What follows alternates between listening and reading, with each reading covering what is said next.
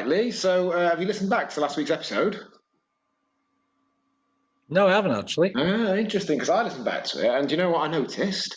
There was no improvement in audio from your end, despite me wearing headphones, as you've been going on about. So apparently, it's not the headphones. Okay, that's odd. It is odd, yeah. You think, yeah? Well, yeah. Anyway, What does the quality sound like when we're sat here talking now?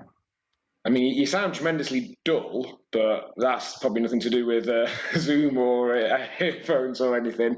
It generally sounds fine. I think, yeah, I don't really know if you cut in or out or have you. I'm too busy concentrating on two screens at the same time. I can't listen to your voice and I don't know, Jim Ross or Michael Cole, whoever it is, at the same time. Well, I've noticed the difference in that I can't hear myself playing back through your screen. So, well, as long as you're happy, that's the main thing. That is what's most important. Right, guys, we're on to Chris Jericho versus Edge from WrestleMania 26. And do you know what? This is a first match that I was there watching. I was there in person. So what I've got here is a genuine program from WrestleMania 26. Obviously, people are listening to this can't see this, but I'm holding it up to Lee. It's the WrestleMania 26 program. On the front, it's got a picture of left to right, Shawn Michaels, Triple H, John Cena, Undertaker, and Batista. And then on the back, it's got Hall of Fame class of 2010. And look, I open up to the inside, and I've already got ready the Edge versus Chris Jericho match. Now, I think we probably need more, because this will take me about 20 seconds to read what happened, the overview of the match. So I think we'll get started anyway. So for anyone who is doing this, and no one's ever told us that they actually watch along to the match at the same time on the network, but let's just pretend that someone is. We're WrestleMania 26, March 28th, 2010. Start of the Jericho Edge chapter. It's 2 hours and 8 minutes exactly. We're going to play in 3, 2, 1, go. Right, so here it says, World Heavyweight Champion Chris Jericho versus Edge for the World Heavyweight Championship. All was going well when Jericho and Edge were WWE's unstoppable, unified WWE Tag Team Champions. But when Edge got injured, Jericho quickly moved on, calling out his former partner as frail, weak, and a pathetic excuse for a human being. What an absolute savage. I mean, that's the one thing that I know, obviously, WWE is PG, but very rarely do they speak like people speak in real life. Like, no one calls anyone a prick, for example, which I think in real life you probably would, wouldn't you, in such a scenario? Absolutely. Or tell them to piss off or stop being a knob, that sort of stuff. Jericho's war of words made Edge's surprise return at the Royal Rumble all the more satisfying. Have you seen Royal Rumble 2010? No, I don't think I have. So Edge goes out injured with an Achilles tendon injury, I want to say about July of 2009, and he's on the shelf. They're saying I think they're saying for 9 months or a year, so there's no expectation whatsoever that he's going to come back at the Royal Rumble in 2010. I don't remember it even being remotely suggested. And he comes out as a mystery participant, and the roof nearly blows off, as they say. It's a hell of a reaction. Have you ever seen the reaction to John Cena returning at the Royal Rumble in 2008? Yes, I have seen. That's classic, because he, again, has been out injured. No one's expecting him back. They've kept it undercover. And I think it's at MSG, if I remember correctly. And initially, they pop massive because it's huge. And then they remember that they don't like Cena. So he goes, yeah, boo. Whereas I seem to remember that the Edge return was overwhelmingly positive. Jericho's war of words made Edge's surprise return at the Royal Rumble all the more satisfying, eliminating his former partner to be the last man standing. Chris Jericho has warned bad things happen when Edge gets involved in his life. Will Jericho's warning remain true, or will the Rated R Superstar make his comeback complete by capturing the World Heavyweight Championship? Edge posing there. I do remember this. I remember this big circular video screen thing hanging from the ceiling. I remember that being there. I remember Randy Orton posing next to it during his triple threat match with Ted DiBiase and Cody Rhodes. I remember Jericho and Edge. Fairly far up. I'm trying to figure out. I'm fairly sure the hard cam angle that we're looking at now, I would say I'm over the right shoulder of the person filming. That's my estimate, because I remember looking at an angle towards the entrance, which I assume is to the left of the hard cam. So what we're seeing now, that's pretty much where I'm sat, give or take 50 or 100 metres. We were fairly far up. It was me, my wife at the time, and Ollie, who was only about 18 months old, bless him. It was my 30th birthday, and I think I'd mentioned about I'd quite like to go to WrestleMania at some point, and then I'd mentioned about it being Undertaker's retirement match and how it'd be quite cool to go. And bless her, she surprised me with 2 weeks in America for my 30th, culminating in arriving at Phoenix for WrestleMania, and we were very nearly late, not because we were particularly running late. I'd got on the time, I think I'd seen start time, and I maybe thought that was start of like the pre-show. And the pre-show is like an hour or two. Yeah. So we got to the venue, to the car park, maybe an hour before showtime. By the time we got to our seat, it was probably 15 minutes before showtime, and I thought maybe pre-show was about to start. But I remember walking in, and Yoshitatsu was winning the pre-show battle royal, and then the next thing, once we sat down, was the start of the show. So we could have potentially missed something. So I'm assuming Ollie didn't have to have his own seat. No, I think he was sat on my lap throughout, if I remember correctly. Fairly sure he was, yeah. So just one thing, that the belt that Chris Jericho had there, it looks very much like the Ric Flair. The big gold belt, yeah. So you missed all this time period. So I think we've mentioned on previous podcasts that there was a undisputed champion after the WCW and WWF belts were unified by Chris Jericho, funnily enough, at Vengeance 2001. Then summer of 2002, Brock Lesnar becomes exclusive champion to SmackDown, and Eric Bischoff just decides that there's going to be a second, this is storyline obviously, decides that there's going to be a second title. He gets the big gold belt out and gives it to Triple H. So Triple H becomes the first, what they then call the World Heavyweight Champion. And that's the belt and the lineage that Jericho and Edge find themselves feuding over here 7.5 years later. Yeah, I always felt that big fan of both of these guys. Yeah. I mean, Jericho, I like him, and he's talented, and a lot of the stuff he does is good. I don't know if I put him at the level that both he himself clearly believes he's at, and other people do. But I'm not saying he's not good. I'm not daft enough. I mean, he's reinvented himself repeatedly over 25 years now and stayed relevant even at the age now of in his early 50s.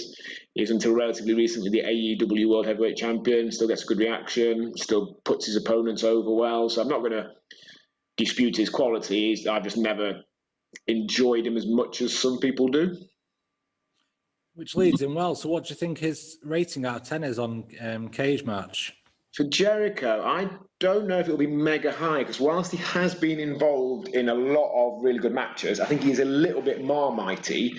So I think there's some people who just really don't like him, compared to someone like a Kurt Angle, where everyone thinks he's brilliant, even if they're not necessarily a fan per se. So I'm going to go a little bit lower than some of the others. I'm going to go 7.8. One of the highest I've seen, 9.53 out of 10. Oh, shows what I know. I'll get my coat. My apologies to Chris Jericho. If you're listening, then my apologies. I think his highest was something like 9.7. Right. Probably around about this sort of time, maybe. Okay. And Edge is just below him at 9.37 out of 10. So out of all the matches we've done, this is definitely the highest collective. Yeah. This is higher than Warrior versus Andre, is it? Slightly, yeah. Okay. I mean, that the Warrior versus Andre bit had already finished 5 minutes ago when we watched that one, hadn't it? I think we might have selected slightly better if we'd realised, because I think we selected that one thinking there'd be a bit more in it compared to the 30-second disqualification matches they've been having around the house show loop. But anyway, okay, fair enough. Yeah, the Jericho is quality. Edge, I quite like Edge. I really enjoyed a lot of his early work from like 98 to the early 2000s, and I was pleased for him to some degree when he finally made that jump to world heavyweight title level. I felt that he'd worked hard for a long time, come back from a lot of injuries, and I felt that he deserved it. And he wasn't one of these where, I mean, everyone works for it, don't get me wrong. Clearly, your Batistas and your John Cenas and your Brock Lesnar's all work hard for it, but you can kind of see that they're on that path, if you know what I mean. Yeah. Someone like Edge, you feel he's had to knuckle down, and again, the work. I'm not going to take anything away from those guys; they've worked just as hard. But maybe I got a little bit more involved in Edge's ascendancy to that point than, say, Batista's, who again I think is great, but it was always pretty obvious he was on his way to being the world champion. Yeah, that makes sense. So, go on. After the Royal Rumble mentioned before, so obviously Jericho's not champion at that point because he's in the Rumble, coming second to Edge. At the following month's pay-per-view, the Elimination Chamber, Undertaker's defending the World Championship in the chamber against 5 other people, and Jericho wins the title from in them, setting up both this, but also setting up Taker versus Michaels, because the previous year at WrestleMania 25, Michaels and Undertaker had what many consider to be one of the best matches ever. We watched it, didn't we, in Series 1? Yes. And Michaels wanted a rematch at this year's WrestleMania. Taker said no originally, and then the thing that finally made him change his mind was Michaels interfering in Elimination Chamber and costing Taker the title against Jericho by coming out from underneath the ring and super kicking him. Oh yeah, I've seen that. But my overriding memory of that is I'm a massive Michaels fan. Out of everyone, probably he is my favourite all time. I think he's great. But sometimes he looks like he's asleep, doesn't he? He's trying to sell emotion and gravitas and what have you. But I think with his lazy eye, if you get the wrong camera angle, it looks like his eyes are closed and he's asleep. So he's super kicked Taker, costing him the world title, and he looks like he's fallen asleep, stood up afterwards. That's my primary memory of that match. I know exactly what you mean. Yeah. Cool. Right, so they're brawling on the outside here. Jericho in pretty good shape there, actually. Jericho, I mean, obviously compared to the average person in the street, he's always been in phenomenal shape, but he's never been a body guy, and Edge even less so. I mean, around this period there, Edge looks, to be honest, almost like a very normal guy you might see in the street, doesn't he? Well, a normal guy you might see in the gym, maybe. Yeah, fair enough. I mean, normal guys in the street probably have a shirt on for a start, and not single open Mac. Well, yeah. So obviously Edge would retire only a year after this. So he, do you know what happens in this match? I don't want to spoil the result for you. No, I don't. Okay, well, I'll leave that. A year later, he's defending the World Heavyweight Championship against Alberto Del Rio, who's won that year's Rumble. He wins it, but then gets his diagnosis from some tests he's been having around that time in only, I think, literally a couple of days later, and has to vacate the world title and retire on SmackDown, becoming, I think, the second person ever to retire as World Heavyweight Champion. Although I'm struggling to remember who the first person is. I think it's someone from back in the day, like olden NWA or something like that. I think he's definitely the first person in the modern era that people will generally know who they are, who retired as a world champion. Wow. Be interesting to know if they'd had his diagnosis or prognosis a couple of days earlier. You've got to assume they would have dropped the title to Alberto Del Rio at WrestleMania, especially seeing as Del Rio that was being built up as a future face of the company. He'd won the Rumble, they were pushing him hard, he was talking a lot about it being his destiny, and it was something of a surprise when Edge then went over clean. You'd assume they'd have just put the title on Del Rio at that year's WrestleMania if they'd have known what was happening. There's Becky Lynch relatively recently, I mean, although she didn't retire, did she? True, yeah. That's probably the closest similar thing, isn't it? I suppose that's just a vacation, though, isn't it? And tons of people have vacated. You know, Shawn Michaels himself has vacated most of the titles he's won, hasn't he? Yeah. He's never particularly enjoyed doing the job, Michaels, has he? A fairly high proportion of them. There you go. Okay, all right, go for the code breaker earlier on. That's called signalling your finish. You tease your finish early on just to show the audience. That's a move that might happen later. You're priming them to react to it when it potentially does. Right, I'm trying to think what else happened at WrestleMania that year. Obviously, the big match at the end of it is Michael's retirement match. The main reason that I wanted to go. It was Michael's last ever match until he came out of retirement for the Classic in Saudi Arabia. D-Generation X versus the Brothers of Destruction, which is possibly one of the worst matches of all time, which is a real shame because you've got some bona fide legends in there, and yeah.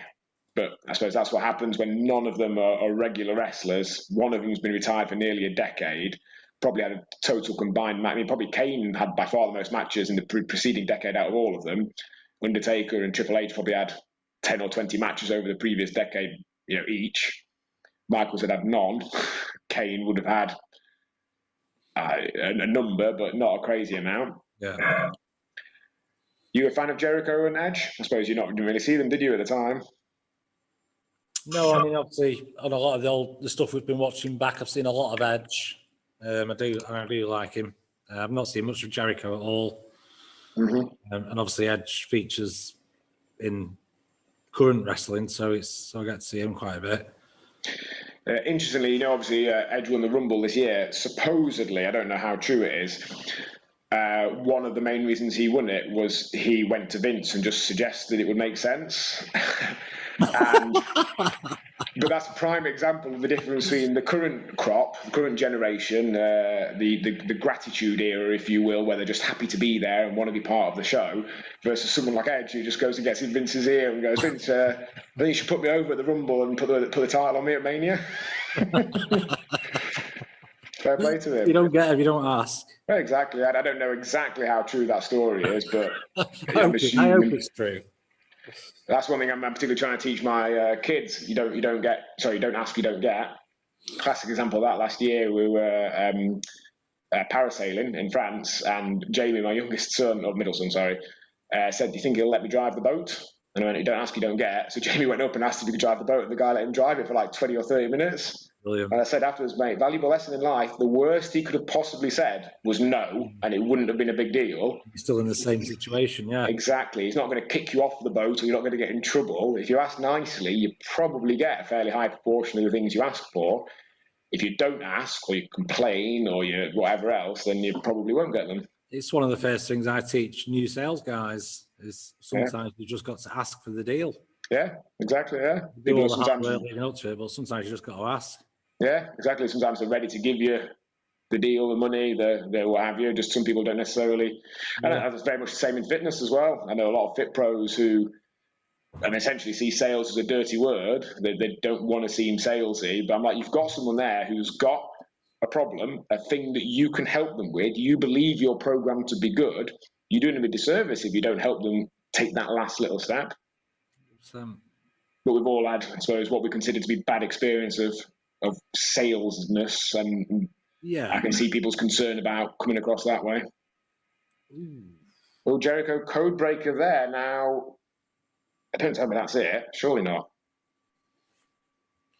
You got any interesting facts? I've noticed what you've done over the last few weeks is you've segued from like quiz questions to just their top 5 opponents as a cage match. Is that you just getting a little bit lazy, is it? No, it's more along the lines of I was struggling to ascertain what was a difficult question and what was an easy question. You were answering the questions I was asking quite easily. Yeah, I'm pretty good though, aren't I? So that's probably. If they're purely statistical, then it's more an educated guess on your behalf. So it's still giving you the opportunity to show how your vast knowledge base. Oh yeah. And also, it's easy for you just to Google cage matches 2 minutes before we come on Zoom, isn't it? Of course, that's part of it as well, yeah. Go on then. So Jericho's top 5 opponents. Yeah. So most of his, by far the longest part of his career was in WWE. So looking 99 to a few years ago. Maybe Cena? No. No, okay. Benoit? Number 5. Okay. Edge and/or Christian? 1 and 2. Okay, right, cool. Who else was a big Mysterio? No. Who would Jericho have faced? I can think of people he's had famous feuds with. Probably won't have faced more than 5 or 10 or 20 times. What's interesting with Jericho's is, and I don't see this often, is all the top 5 are within 8 matches of each other. Wow. There isn't one standout. They're all quite close. And what sort of numbers are they? Like a couple of hundred or something? Or no, Christian's 105. Benoit was 5th. He's 97. So Benoit would have won if he hadn't have, killed his wife and kid and then committed suicide, wouldn't he? Because they'd have got more. They'd have got more than 8 matches in. You'd assume, wouldn't you? Now he's regretting it. He didn't think about that, did he? So who else am I missing there? Maybe even someone like Kane. No. No, go on, pass. Who we got? 4, Batista. Okay, right, fair enough. 3rd, Triple H. Yeah, I probably should have got Triple H, to be fair. I'm slightly surprised at Batista, but sometimes they have like a number of house show runs that are 20, 30 matches, and you don't need many of them. It soon adds up.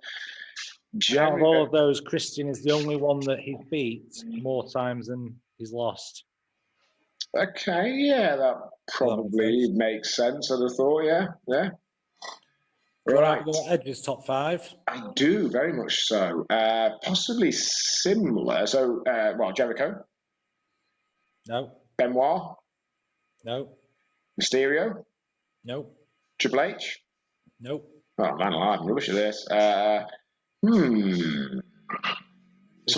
share 1. Who did you say? Batista? Yeah, number 4. Maybe someone like Test or something like that? No. I'm struggling. Pass. So, Devon Dudley? Okay, yeah, of course, because you've got all the TLC matches and the like, yeah. Oh, remember Jeff Hardy? Jeff Hardy is number 1. Yes. And that's the clue for number 3 as well. Matt Hardy? Yeah. Not the same guy, remember? Brothers, different people. Yeah, because that did confuse me how they were both in there. John Cena? Yes. So Devon's in there, but not Bubba Ray? He might have been number 6. Yeah. You wouldn't have thought there'd been much difference between them. You'd assume most of their matches would have been in tag matches, but yeah, makes sense. I was going to say that it was absolutely fascinating. Well, they're right. I think that's the finish. I think that's the finish. Jericho's just hitting with the code breaker. I think that's the finish. Just spoiled the result for you. Cheers. Yeah. There you go. So that surprised me as well, similar to a year later when Alberto Del Rio was being built up as someone fulfilling his destiny, and you assumed he was going over at Mania and didn't. With this one, Edge returns at the Rumble. He's set for a feud with his former partner who's been besmirching him all this time, and then Jericho just beats him clean. Slightly surprising. Oh well. What question are you about to ask, sorry? I was going to say, do you want to have a go at their alter egos? Well, very much so, yeah. So Jericho I've got 1, 2. I've got 4. And these aren't just nicknames. These are actual different alter egos. There's a separate section for nicknames. These are actual alter egos. Wow, Jericho. Okay. Are we including stuff that like he's dressed up as them once, or is it something he's regularly been billed as? Because I have a feeling, did he dress up as some of the cruiserweights when he was in WCW at one point? I'm going to have to pass. So I've got Corazon de Leon. Oh, yeah, Lionheart in Spanish when he was in Mexico. Well, 2 of the 4 are, there's that, but then there's AKA Lionheart, AKA Lion Do. Okay. And then there's one more, Superliga. Superliga, yeah. So have you heard of Jushin Liger? No. Yes, I have. Yeah, Jushin Thunder Liger. So did you ever used to watch New Japan and World of Sport on Eurosport in about 1994? Did you ever see that? Yeah, I remember loving Liger. So Jericho was a masked, basically a white version, like an all-white costume version of Jushin Liger called Super Liger. Now, I think it only lasted one show because he didn't do very well in it, mainly because he found, from what I remember from his autobiography, he found the outfit very restrictive, couldn't breathe, didn't necessarily do really badly. But if you're saying you're a better version of one of the greatest wrestlers that's ever lived, you need to really go out there and perform, and perhaps didn't. Oh, Jericho's about to give... Edge is about to give Jericho a spear on the table. So we've still got one alter ego left? No, that's it for him. Okay, cool. And then Edge got 3. Sexton Hardcastle? Yeah. There's a match, I've mentioned about how potentially this might pan out with random, like, WCW worldwide tapings. I think it's Edge as Sexton Hardcastle versus, I think it might be Sting from some random WCW Saturday night in, like, 1994. But I might be confusing that with somebody else, actually. He's definitely in WCW in about 94, 96, something like that. What else? He's got another couple of gimmicks. He's always been Edge, apart from nicknames when it's in WWE. Pass. So, got Adam Impact. I was considering Adam something, but that does ring a very vague bell. Okay, cool. And then this one, which to me sounds like there was a porn movie with an action hero. Okay. Damon Stryker. Damon Stryker. Sexton Hardcastle didn't come across as a little bit porn movie, action movie to you. That was the one that jumped out. It's too obvious. I was about to say too obvious. I like subtlety in my action porn. Damon Stryker sounds like when someone's tried to think of a cool name. Yeah. Well, fundamentally, that's what wrestling names are, isn't it? Someone's tried to think of a cool name. Yeah. You've just tried to put together like a real name and a made-up surname, or vice versa. Right. So are we now just left with one match? Are we? So Sting and Goldberg. Yes, Sting and Goldberg. We haven't ascertained which Sting and Goldberg match it will be. I'll have a quick Google, actually. I feel there's some... There we go. Sting versus Goldberg, Slamboree 1999. They battled in a titanic contest. That is, it's a battle for the ages, apparently. Epic contest. Wow. I'm looking forward to that now. That's quite exciting. So what's that, Slamboree? That one is Slamboree 1999. Now, you have got an episode of Monday Nitro from September 98 where Goldberg is the champion defending against Sting. However, I'm 99% sure that will just go to disqualification or count out. So we probably are... I mean, they described it as titanic and a battle for the ages and epic in the first handful of lines on Google. So I think we've got to go for that one, haven't we? Yeah. Deal. And then we'll have to see if we can make it remotely feasible that we make a second round work. Oh, they're just showing the recap here of the Battle Royal, aren't they? I think the one that Yoshitatsu. So I'm walking into the building literally at this point, watching there Yoshitatsu clothesline Zack Ryder out. I'm at the top of the steps walking in. Right, guys, if you are listening to this, and I can see the download figures, and whilst, we probably aren't going to be challenging people like Jericho for their podcast viewership, there are a number of you, and it's fairly steady week in, week out, so I'm assuming there are people that enjoy this possibly as much as we do, which would be nice. Let us know. Either go on, I think you can comment on the webpage itself, thegreatestwrestlingshowever.com, or if you go on Facebook, just search The Greatest Wrestling Show Ever, you'll find it straight away. Each week when we put this out on podcast, there is a video version of it appears on there. Feel free to comment on there. It'd be nice to hear from you guys. If you're not enjoying it, that's okay as well. Probably don't tell us, but carry on listening, and either way, tell your friends.